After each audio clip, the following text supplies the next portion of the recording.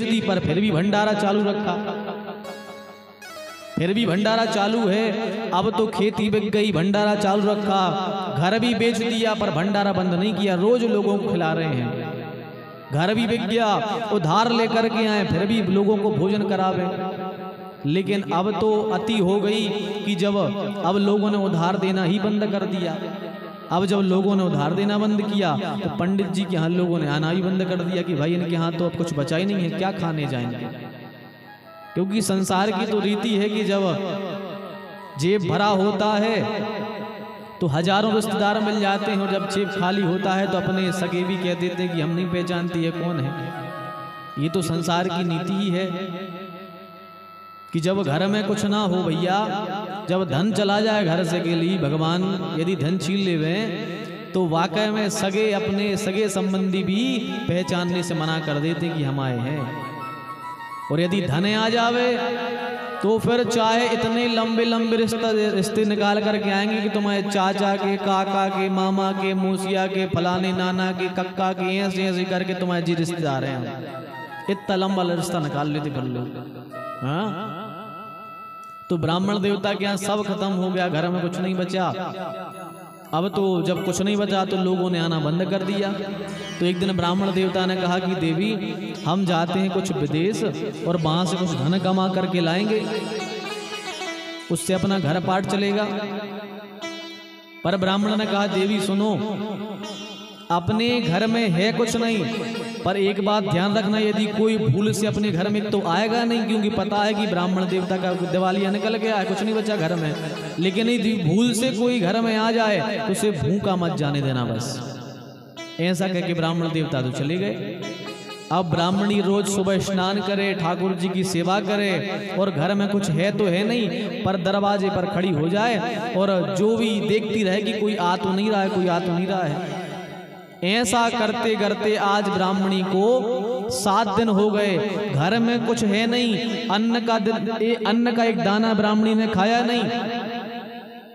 11 साल 56 दिन का बेटा है उसका, उसने भी अन्न का दाना नहीं खाया। अन्न का मांगते मांगते, भोजन की इच्छा रखते रखते वह बेहोश होकर के गिर पड़ा है। 7 दिन हो गए, पर ब्राह्मणी रोज खड़ी होती है दरवाजे पे, कोई भूखा न चला जाए। 7वां दिन आया तो क्या हुआ कि एक महात्मा आए, बड़ी बड़ी लंबी जटाएं हैं, बड़े तेजस्वी हैं, सूर्य की तरह उनका ललाट चमक रहा है। ऐसे महात्मा जब उस ब्राह्मणी के घर के आते तरफ उसने देखे तो आज तो ब्राह्मणी की आंखों से आंसू आने लगे। आंखों से आंसू आ रहे कि हे भगवान देखो तो, मैंने 7 दिन से कुछ खाया नहीं, मेरे बेटे ने कुछ खाया नहीं, और आज हमारे घर में एक महात्मा जी चल कर के आ रहे हैं।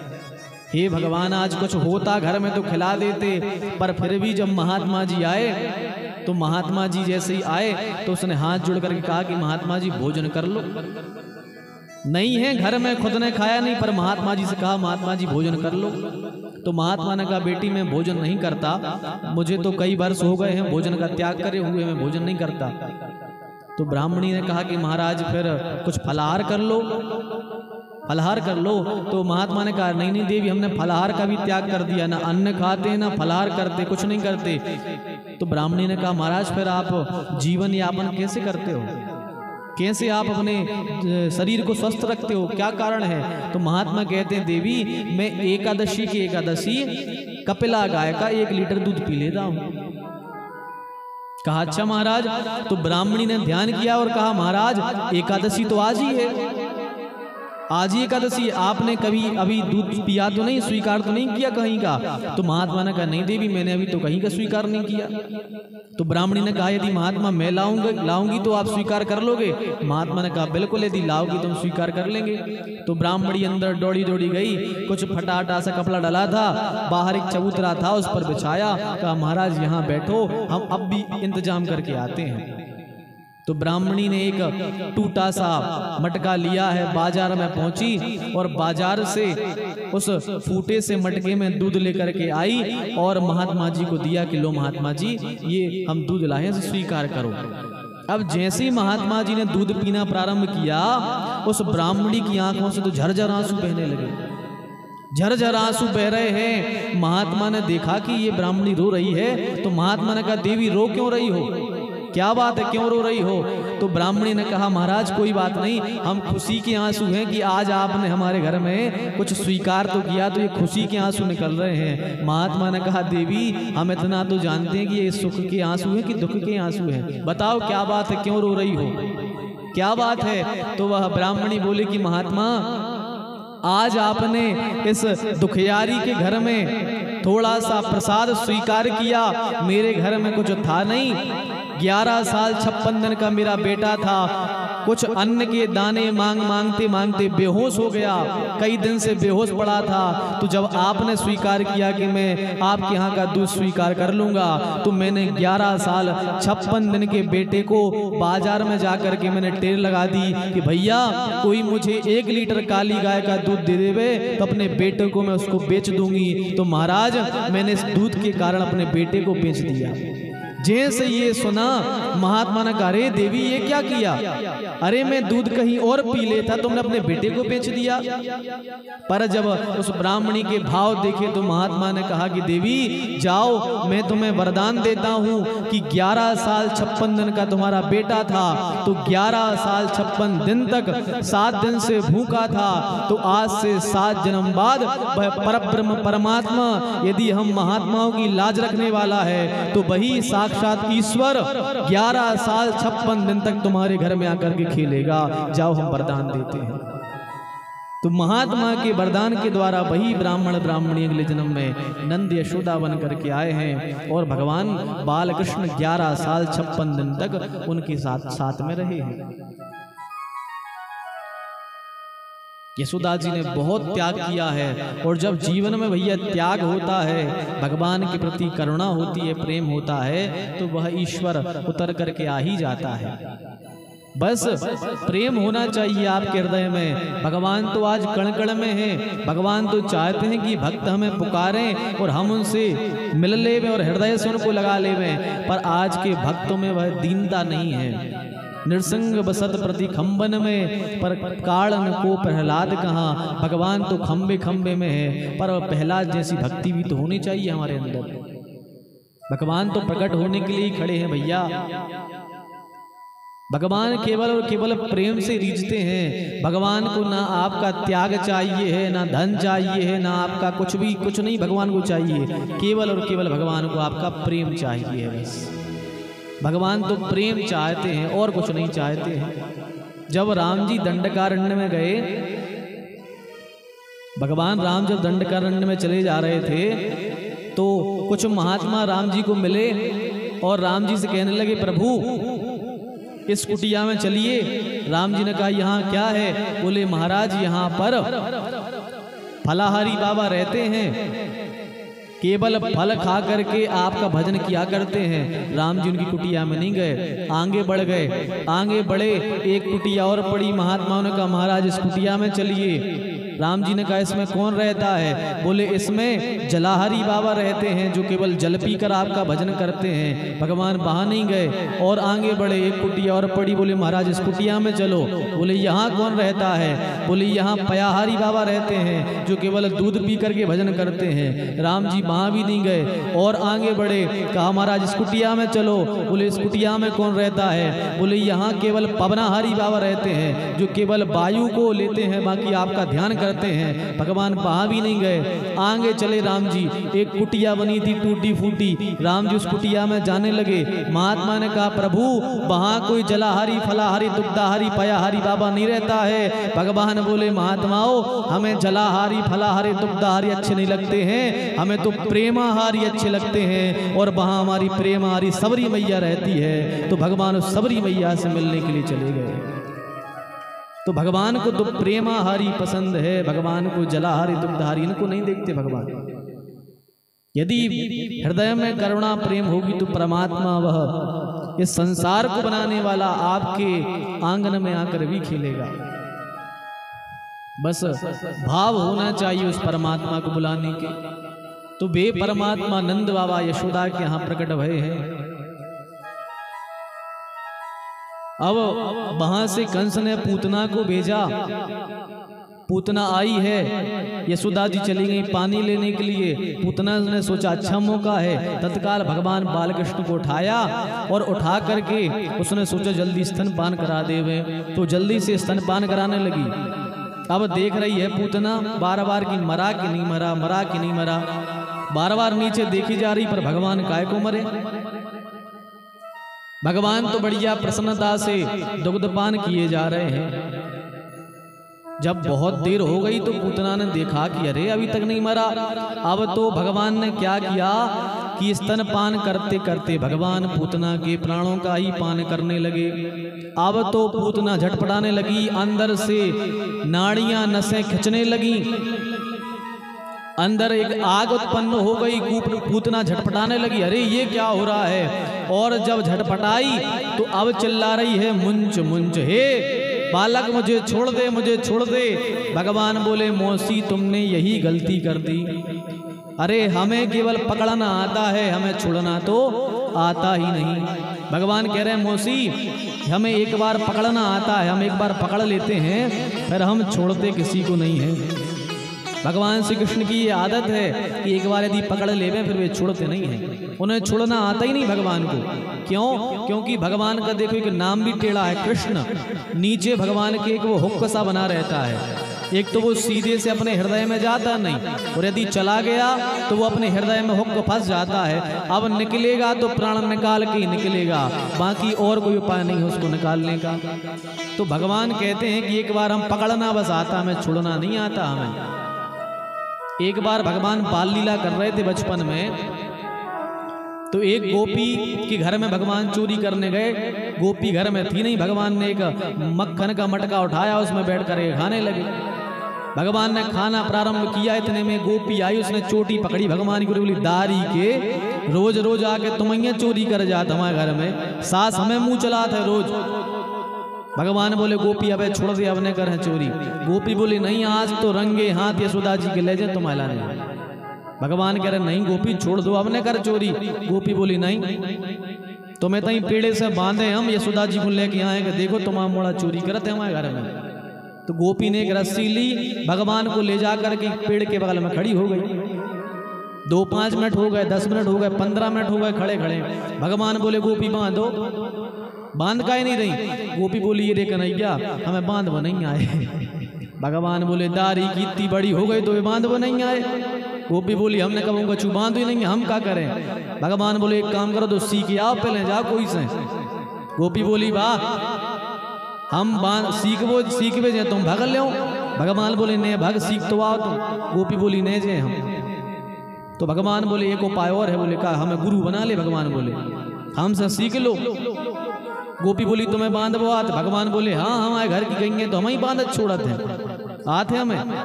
तो गोपी बोली सिखा दो। भगवान बोले सुनो गोपी हम थ्योरिकली नहीं सके, हम तो प्रैक्टिकल करके बताते हैं। मगर गोपी बोली ठीक है। भगवान ने कहा देव रस्सी।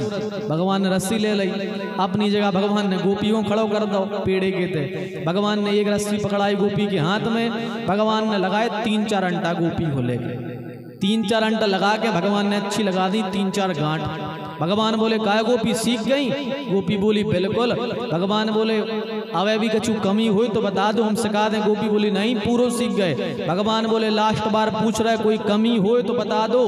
गोपी बोली नहीं सीख गए। तो भगवान बोले राम राम हम चले। अब गोपी बोली काय अब खोलो।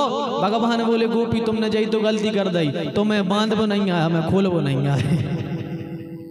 तुम्हें बांध वो नहीं है, हमें खोल वो नहीं है। तो भगवान ऐसे हैं कि भगवान को पकड़ना आता है, भगवान को छोड़ना नहीं आता। तो पूतना चिल्ला रही है मुंच मुंच हे बालक हमें छोड़ दे। भगवान कह रहे मौसी तुमने यही गलती कर दी, हमें तो पकड़ना आता है छोड़ना नहीं आता। जब पूतना के प्राण निकलने लगे तड़फड़ा उठी, तत्काल नंद महल से बाहर भागी, विकराल रूप धारण कर लिया और भगवान ने धीरे धीरे करके उस पूतना के प्राणों का पान कर लिया। और आगे जाके एक ठोकर लगी और गोपी जाकर के सीधी पूतना धड़ाम से गिर पड़ी। जैसे ही पूतना भैया यहाँ से भागी आवाज भई तो सब गोप ग्वाल घबरा गए, क्या हुआ क्या हुआ। यशोदा जी तो बेहोश हो गई। सब ग्वाल बाल दौड़े दौड़े गए हैं और जाकर के देखा है कि कन्हैया तो ऊपर पूतना के ऊपर खेल रहे हैं। देखो लेकिन पूतना थी तो दुष्ट, लेकिन अपन तो ये भगवान के देखो लॉकेट गले में धारण करते हैं, कई लोग भगवान के लॉकेट पहनते हैं, पर एक संत कहते हैं कि पूतना कितनी भाग्यशाली कहलाई कि भगवान ही स्वयं साक्षात उसके हृदय पर लॉकेट की तरह लटके चले जा रहे थे।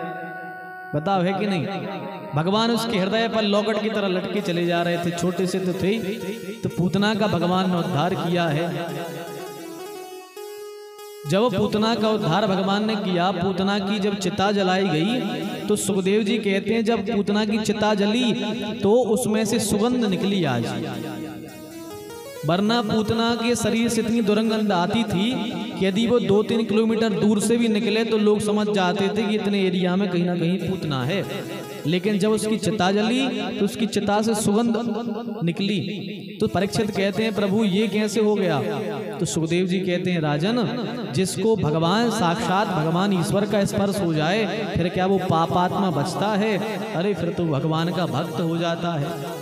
भगवान के स्पर्श होने मात्र से उसकी सारे दोष नष्ट हो गए। और भगवान ने जो है अपनी माता की गति, जो अपनी माता को गति दे देनी थी, भगवान ने वो गति माता पूतना को दे दी है।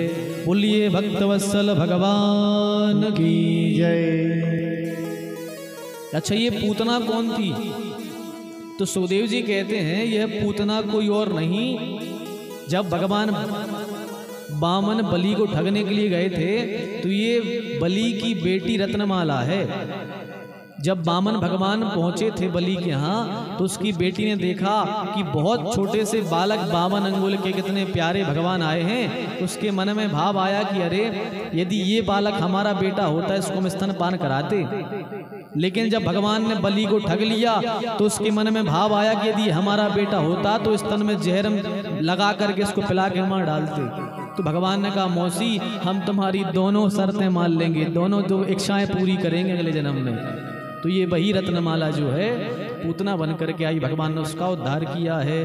बोलिए भक्तवत्सल भगवान की जय। अब भगवान के यहाँ जब पूतना मारी गई तो अब उत्सव सब बंद हो गए, क्योंकि जब अपने जैसे अपने गांव पड़ोस में यदि कोई शांत हो जाए तो अपने यहाँ पर ज़्यादा शोर शराबी नहीं होती कि भैया अब उनके यहाँ शांत हो गया है, तो मोहल्ला पड़ोस के सब आदमी घर जैसे रहते हैं। तो गोकुल के सब आनंद बंद हो गए। तो कुछ ग्वाल वालों ने सोचा कि अब फिर से अपन उत्सव चालू कैसे करें। तो जैसे 8 दिन बीते तो ग्वाल बाल मिलकर के यशोदा जी के घर में गए और यशोदा जी के घर जाकर बोले मैया बधाई, मैया बधाई हो। यशोदा जी निकल करके आई, कहा लाला क्या बात की बधाई दे रहा हो है? लाला बोला मैया आज अपने कनुआ को जन्मदिन है। यशोदा जी बोली जन्मदिन? अरे जन्मदिन तो 1 साल में आवे। बोले नहीं मैया अपनो लाला कौन से दिन भाव दो? यशोदा जी बोली बुधवार को। तो ग्वाल वाले बोले मैया आज बुध है, आज जन्मदिन है लाला को। अरे यशोदा जी बोली वाह अपने लाला को जन्मदिन है तो पूरे गांव में जाओ बुलौगा दे दो, आज यशोदा जी के घर में खीर पूड़ी की पंगत है। सब ग्वाल वाल गए बुलौगा दिया है, आज तो यशोदा जी घर में खीर पूड़ी की पंगत हो गई लगी। शाम को नंद बाबा लौट के आए, बोले का यशोदा आज कहा बात की घर में पंगत हो गई? यशोदा जी बोली बाबा आज अपने लाला को जन्मदिन है। बोले जन्मदिन बुद्ध 1 साल में आवे? यशोदा जी बोली बुद्ध को भाव तो आज अपने लाला को जन्मदिन है। बाबा बोले तुम्हें पागल बना गए मोड़ी मोड़ा खावे के चक्कर में। अरे जन्मदिन 1 साल में आते, तुम तो पागल हो कि खावे के चक्कर में तुम्हें बना के चले गए। यशोदा जी बोली अब नहीं बना पागल हम। लेकिन जैसे ही 15 दिन भये फिर ग्वाल वाले इकट्ठे भये, फिर पहुंचे नंद बाबा के, बोले मैया बधाई। मैया बोली अब ने बन पागल, आज न बुद्धि आए न कछू। बाबा ग्वाल वाले बोले मैया जा बताओ अपनो लाला कौन सी तिथि में भाव दो? मैया बोली अष्टमी में। तो ग्वाल वाले बोले मैया आज अष्टमी तिथि है, आज अपने लाला को जन्मदिन है। यशोदा जी फिर भाव बेहबल हो गई और कहने लगी जाओ पूरे मोहल्ला में फिर से बुलौगा दे दो, आज फिर अपने घर में पंगत है। सब ग्वाल वाल ने फिर अच्छी बढ़िया पंगत जी भी है। बाबा फिर आए शाम को, बाबा ने कहा यशोदा जी आज काय की पंगत हो गई? बोले अरे बाबा आज अपने कन्हैया को जन्मदिन है। तो यशोदा जी से बाबा बोले आज तुम्हें फिर ग्वाल वाल बना के चले गए। यशोदा जी बोली लेकिन अब ने बन हम पागल, अब तो ग्वाल बाल कछू कर ले में, अब पागल ले बन है। लेकिन जैसे ही महीना भर भव ग्वाल बाल फिर पहुंचे, बोले मैया बधाई। मैया बोली अब ने बन हम पागल ने तो बुद्धि आए ने आठे आए, आज बुद्धि भी नहीं है ने आठे आए। ग्वाल बाल बोले मैया हम पंडित जी के गए थे, सो बैठे बैठे पंडित जी चर्चा कर रहे थे कि आज रोहिणी नक्षत्र है। मैया अपनो लाला कौन नक्षत्र में भाव, तो मैया बोली रोहिणी में। तो मैया बोली फिर आज और बनन दो हलवा पूड़ी बढ़िया सबको खान दो।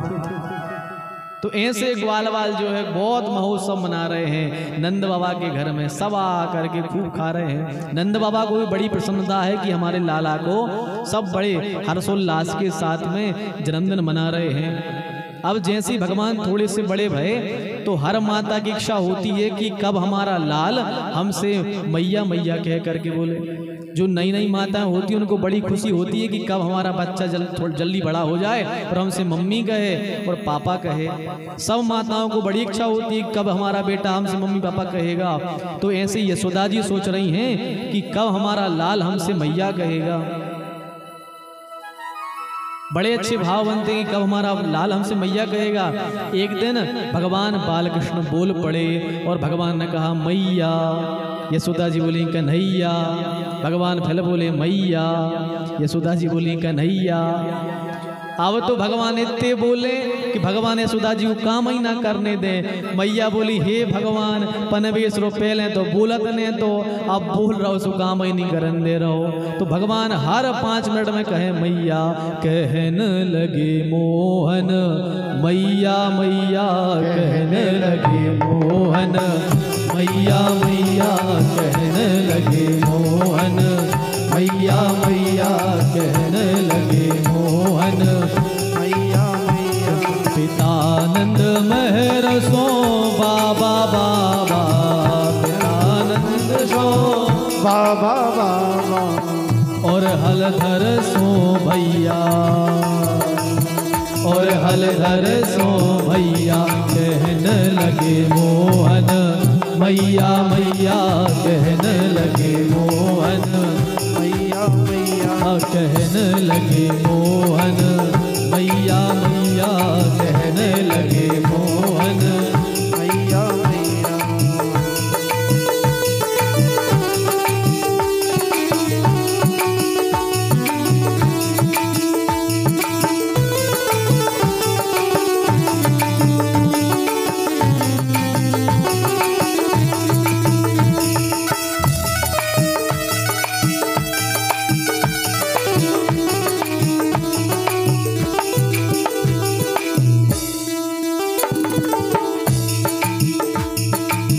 ऊंचे ऊंचे कहती यशोदा, ऊंचे चढ़ चढ़ कहती यशोदा, ऊंचे चढ़ चढ़ कहती यशोदा। ले ले नाम कन्हैया,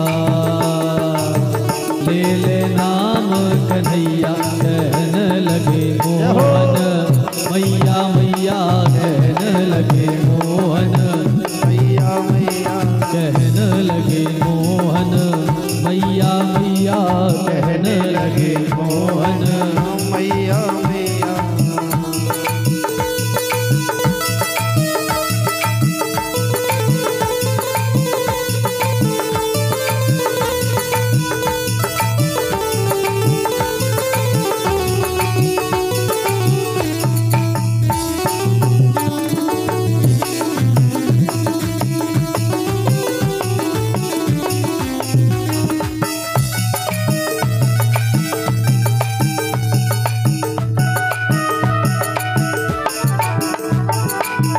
दूर खिलन जन जाहु लाल रे, दूर खिलन जन जाहु लाल रे, दूर खिलन जन जाहु लाल रे, दूर खिलन जन जाहु लाल रे।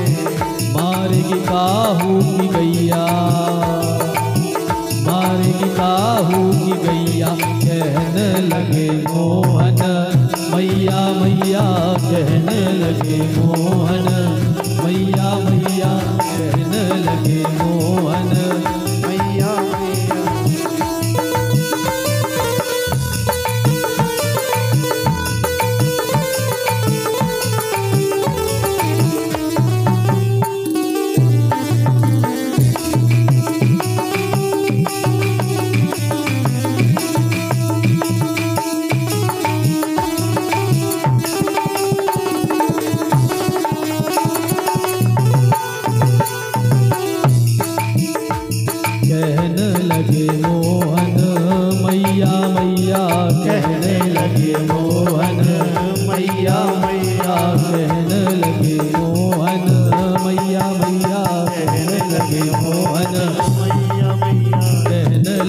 मोहन, मैया मैया कहने लगे मोहन, मैया मैया कहने लगे मोहन, मैया मैया कहने लगे मोहन, मैया मैया कहने लगे मोहन, मैया मैया कहने लगे मोहन, मैया मैया कहने लगे मोहन।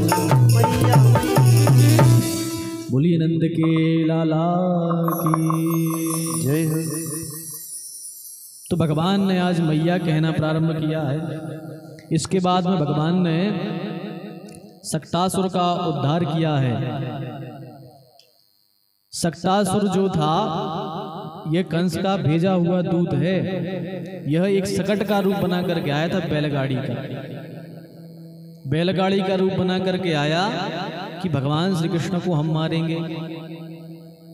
पर यशोदा जी ने क्या किया कि भगवान को उसी बैलगाड़ी पर पलना डाल करके भगवान को सुला दिया और यशोदा जी अंदर चली गई। महोत्सव मनाने के लिए ग्वालवाल आए थे, सब गीत इत्यादि गा रहे थे। भगवान ने सोचा अच्छा हमें बाहर सुला दिया और हमारे बिना गीत गाए जा रहे हैं, ये तो होगा ही नहीं। तो भगवान ने कहा ऐसा तो हो ही नहीं सकता कि हमें बाहर डाल दिया, हमारे उससे महोत्सव हो रहे हैं और सब अंदर बढ़िया गा रहे हैं। तो भगवान ने क्या किया, भगवान ने एक अपने चरण को जैसे ही उठाया और जैसे ही उस बैलगाड़ी में लगा, वह बैलगाड़ी बहुत ऊपर तक उछलती गई और उछल करके जैसे ही नीचे आकर के धड़ाम से गिरी, धड़ाम से गिरी तो सब माखन मटके फूट गए। बड़ा जोर का शब्द हुआ। यशोदा जी घबरा गई, दौड़ करके बाहर आई। आकर क्या देखा कि बैलगाड़ी टूटी पड़ी है, कन्हैया खेल रहे हैं। यशोदा जी तो घबरा गई, हे भगवान ये क्या हो गया। एक ग्वालवाल से पूछा, कहा भैया ये बैलगाड़ी कैसे टूटी। तो एक ग्वाल देख रहा था, उसने कहा मैया तुम्हारे लाला ने एक चरण का प्रहार किया तो बैलगाड़ी उड़ गई। मैया बोली दारी के गांजो वांजो पी के आए हो, हमारे इतना सा लल्ला इतनी बड़ी बैलगाड़ी को झुका देगा। तो भगवान है भैया। यशोदा जी नहीं समझ पाई भगवान को। इसके बाद में भगवान ने तृणावर्त का उद्धार किया है। तृणावर्त का उद्धार करने के बाद में गर्गाचार्य जी आए हैं गोकुल में। गर्गा पुरोहितो राजन यदुनाम सुमहातपा ब्रजम जगामनंदस्य वसुदेव प्रचोदिता। गर्गाचार्य जी जो हैं ये यदुवंशियों के कुल पुरोहित हैं। ये आए एक दिन नंद बाबा के महल में और नंद बाबा से कहा बाबा बधाई हो आपके लाल की, बताओ जरा जन्म कुंडली लाओ, तुम्हारे लाला की कुंडली देखते हुए कैसी क्या है। जब गर्गाचार्य जी ने कहा तो नंद बाबा को याद आया, कहा महाराज अभी तो हमारे बच्चों का हमने नामकरण ही संस्कार नहीं करवाया, आप तो कुंडली की बात कर रहे हो।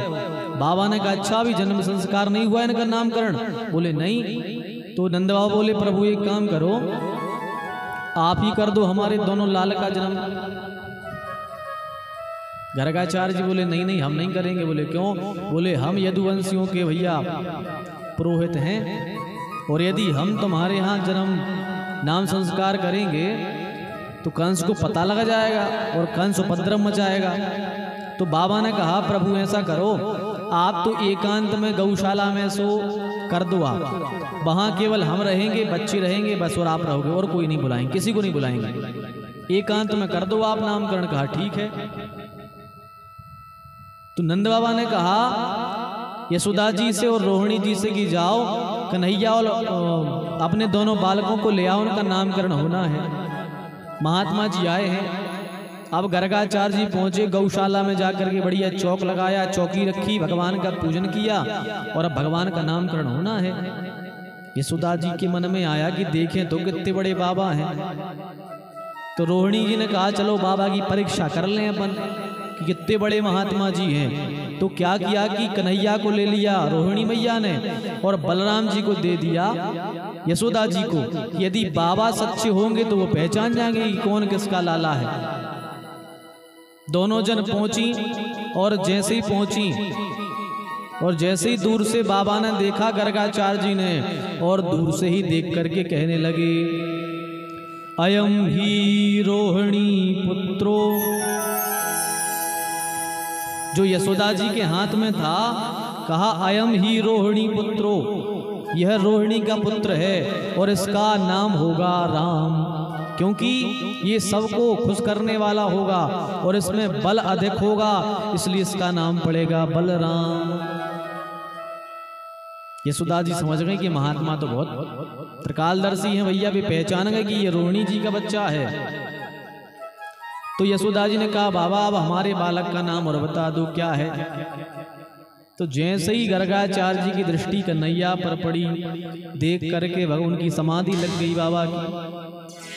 गर्गाचार्य जी की समाधि लग गई भगवान को देख करके।